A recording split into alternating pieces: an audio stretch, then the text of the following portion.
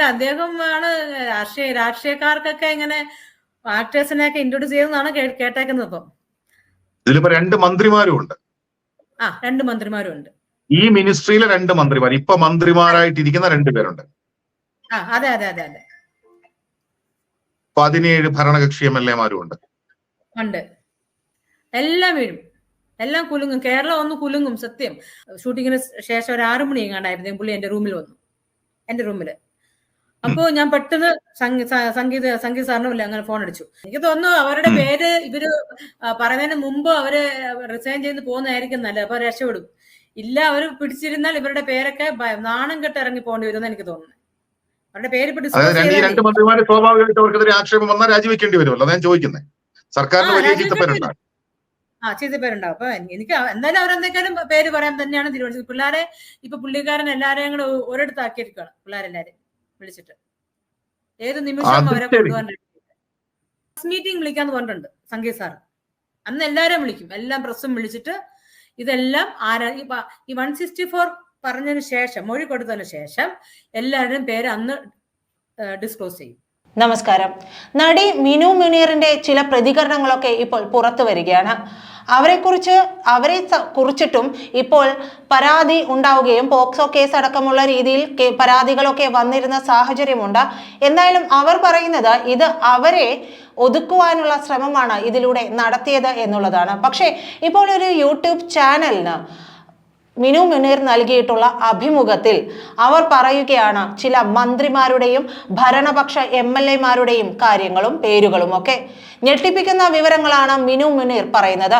ഇത് ഇനിയൊരു പക്ഷേ അവരിൽ എന്തെങ്കിലും ഒരു തെറ്റുണ്ടോ ഇല്ലയോ എന്നുള്ളതൊക്കെ നമ്മൾ പിന്നീട് വിശദീകരിക്കേണ്ട കാര്യമാണ്. പക്ഷേ ഭരണപക്ഷ MLA മാരെ അടക്കം പറഞ്ഞുകൊണ്ട് മിനു മുനീർ മന്ത്രിമാരെ അടക്കം, അതായത് നടിമാരെ മന്ത്രിമാർക്കും MLA മാർക്കും കാഴ്ചവെച്ചു എന്നുള്ള തരത്തിലടക്കം മിനു മുനീർ വളരെ ഗുരുതരമായ ആരോപണം ഉന്നയിച്ചുകൊണ്ടാണ് ഈ യൂട്യൂബ് ചാനലിൽ അഭിമുഖം നൽകിയിരിക്കുന്നത്. എന്തായാലും മിനു മുനീറിന്റെ വിശദീകരണങ്ങൾ നമുക്ക് കേൾക്കാം.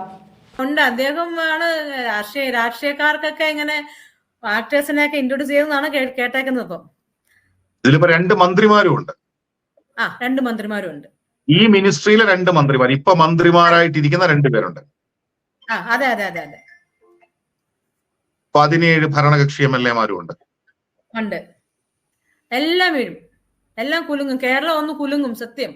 ഷൂട്ടിങ്ങിന് ശേഷം ഒരു 6 മണി എങ്ങാണ്ടായിരുന്നു പുള്ളി എന്റെ റൂമിൽ വന്നു, എന്റെ റൂമില്. അപ്പോ ഞാൻ പെട്ടെന്ന് സംഗീത സാറിനും അങ്ങനെ ഫോൺ അടിച്ചു. എനിക്ക് തോന്നുന്നു അവരുടെ പേര് ഇവര് പറയുന്നതിന് മുമ്പ് അവര് റിസൈൻ ചെയ്ത് പോകുന്നതായിരിക്കും നല്ലത്. അപ്പൊ രക്ഷപ്പെടും.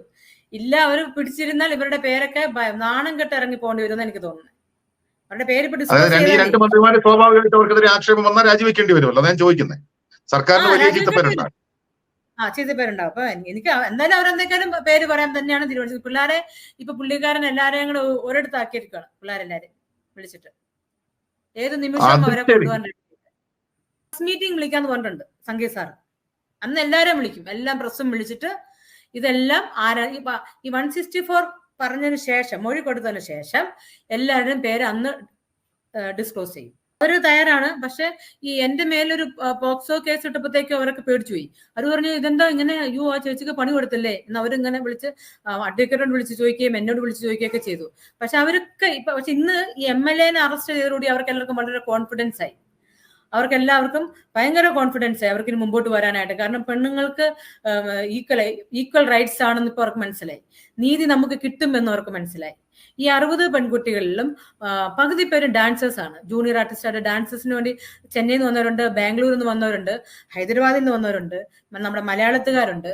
അപ്പം ഇവരെയൊക്കെ ഈ വലിയ വലിയ ആക്ടേഴ്സ് ഒക്കെ എക്സ്പ്ലോയിറ്റ് ചെയ്തിട്ട് ഇവർക്ക് ഒരു റിമ്യൂണറേഷൻ പോലും കൊടുക്കാതിരുന്നപ്പം ഇവര് MLA ആ സ്ഥലത്തെ MLA പോയി കണ്ടിട്ട് പറഞ്ഞു, ഞങ്ങളെ ഇങ്ങനെ വിളിച്ചു, ഇത്ര ദിവസം വർക്ക് ചെയ്തു, ഞങ്ങൾക്ക് റിമ്യൂണറേഷൻ തന്നില്ല, കൂടാതെ ഞങ്ങളെ സെക്ഷലി എക്സ്പ്ലോയിറ്റിംഗ് ചെയ്തെന്ന് പറഞ്ഞപ്പോൾ ഇവർ പറഞ്ഞു, അങ്ങനെയാണോ, എന്നാ നമുക്ക് അമ്മമാരെ ഇവിടെ വിളിച്ചു വരുത്തി ഞാൻ റിമ്യൂണറേഷൻ ഒക്കെ ഞങ്ങൾ ധരിപ്പിക്കാന്ന് പറഞ്ഞാൽ അവരെ അവിടെ റൂമിൽ പിടിച്ചിരുത്തിയിട്ട് ഇവരെന്ത് ചെയ്തു, ഇവരുടെ ഫ്രണ്ട്സായ ഇപ്പോ ഭരണകൂടത്തിലിരിക്കുന്ന 17 MLA-മാരാണ് ഇവരെ മാറി മാറി എക്സ്പ്ലോയിറ്റ് ചെയ്തത് സെക്ഷലി.